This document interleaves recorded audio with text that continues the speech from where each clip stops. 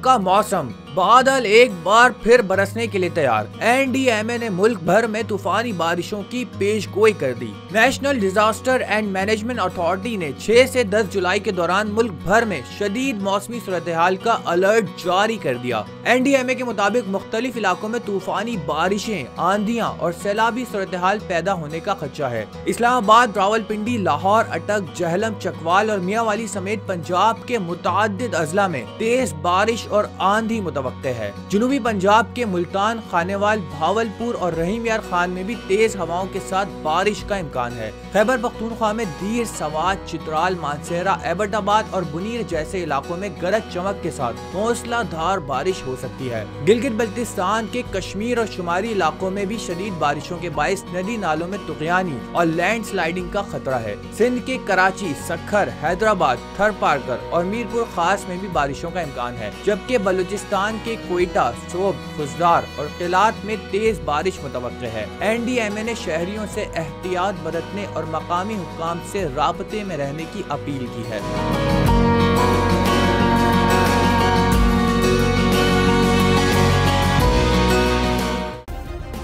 Subscribe करें और bell दबाएं ताकि कोई खबर रह न जाए।